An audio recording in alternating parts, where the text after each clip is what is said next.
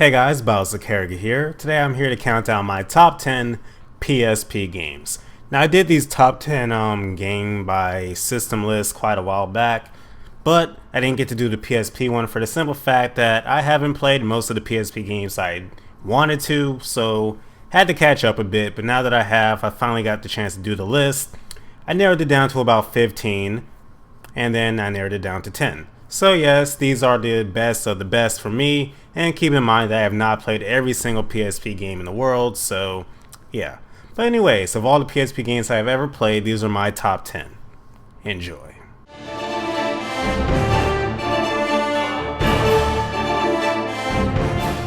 Number 10, HalfMinute Hero. HalfMinute Hero is hands down the most unique game on this list. It's just like the title sounds, you literally have half a minute to save the world starting from level 1. Each level has you doing this, each one getting progressively more difficult than the last. Put together time manipulation mechanics to help you complete your tasks, and add a lot of witty and hilarious dialogue, and you have the little gem known as HalfMinute Hero.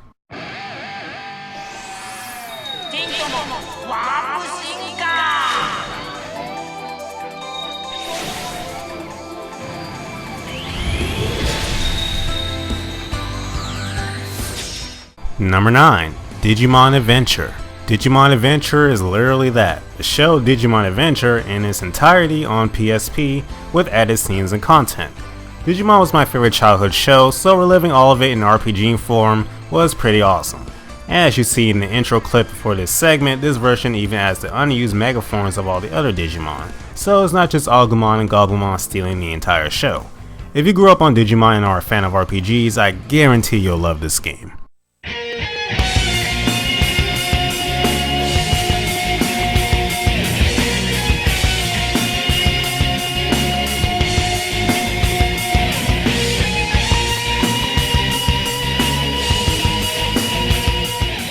Number 8, Persona 3 Portable. P3P is a port of Persona 3 from the PS2, but is probably one of the best ports I've ever seen.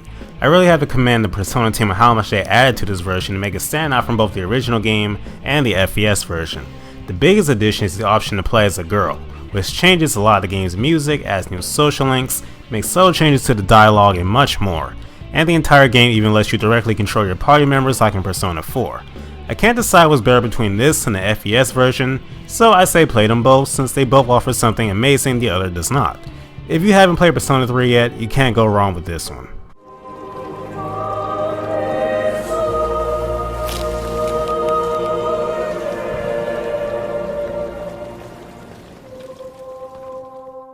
Number 7, Final Fantasy Type 0.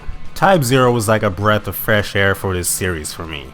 I hadn't considered the Final Fantasy game amazing in a long time by the time I played Type 0. You control the members of Class 0 as you defend your country in a politically driven and dark story. Each character controls uniquely and you're certain to find someone you like. What really took me by surprise about this game is how fun the battles are. I'm one of those people that argue Final Fantasy should stay turn-based, and I'd be lying if I said the real-time battles in this game weren't amazingly fun. Take all these elements and you have one of the best entries the series has seen in a long time. Don't take Sephiroth lightly. Noted.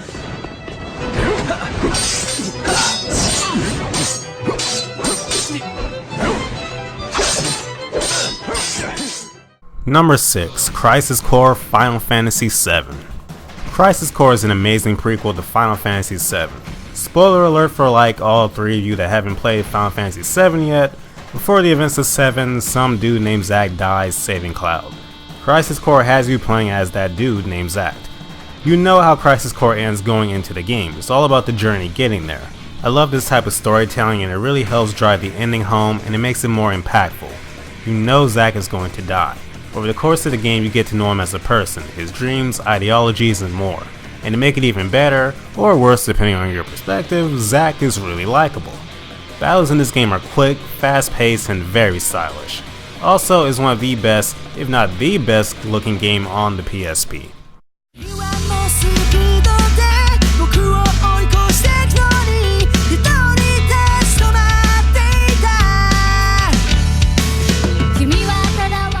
Number 5, Tales of the World Radiant Mythology 3. Take a bunch of characters from the long-running Tales series, put them in one game, and you get Tales of the World Radiant Mythology 3. The average Tales game has somewhere from 6 to 8 party members, but this game has close to 100, including your own created character. If you're a fan of the Tales series, there's tons of fan service for you here. Seeing characters from the different universes get along or bicker makes the game worth playing alone. That is my masterpiece. The fists of a dark karate master. The legs of the fastest demon in the netherworld. The brain of Mahogany, a famous sorcerer. The iron body of Hercules. And a horse wiener! Number 4. Disgaea Afternoon of Darkness. This was the game that introduced me to the Disgaea series. This is one of the few games I've ever played that's gotten me to literally laugh out loud because of its writing. It's hilarious and very self-aware. Aside from the very fun gameplay and awesome music, what really stuck with me about Disgaea is that despite the outrageous overtones, beneath the surface there's a serious plot here and quite the heartwarming story.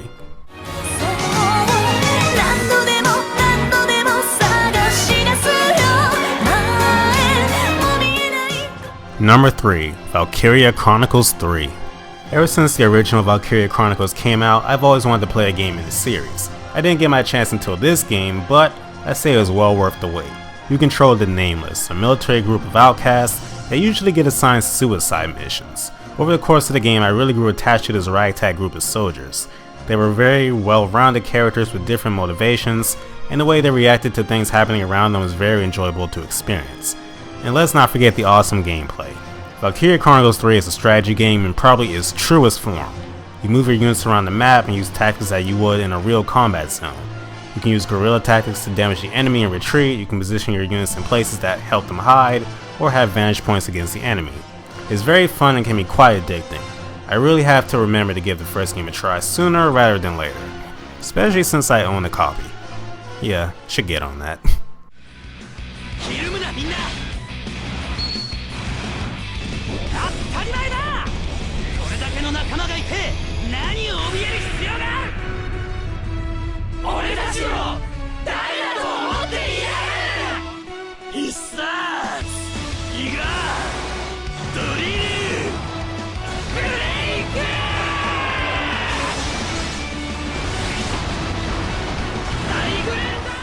Number 2. Super Robot Wars Z2.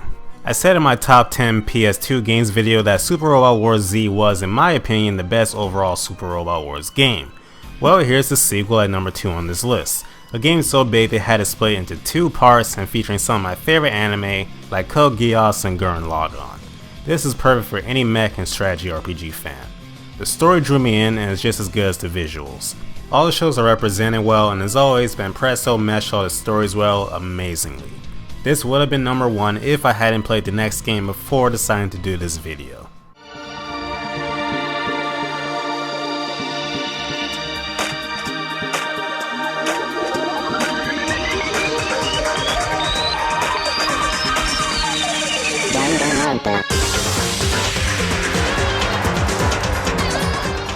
Number 1. Danganronpa.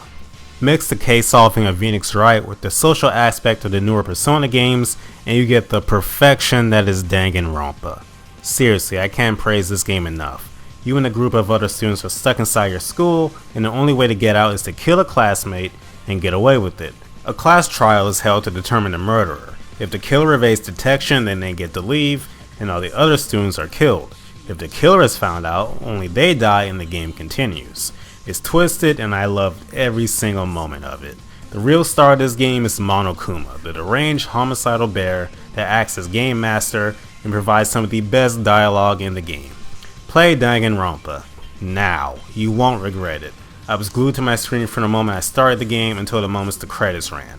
I guarantee you will be too. So there you have it, some of my favorite PSP games. What are some of your favorites? I know there's other games like Final Fantasy Tactics, War of the Lions, and all that, which I really enjoy, but did not make the list unfortunately. Let me know what you guys think of my list in the comments. Leave your suggestions for games that I should play on the PSP, or any other system, really, I don't care. So leave your thoughts in the comments. Thank you guys so much for watching, and as always, have a great day.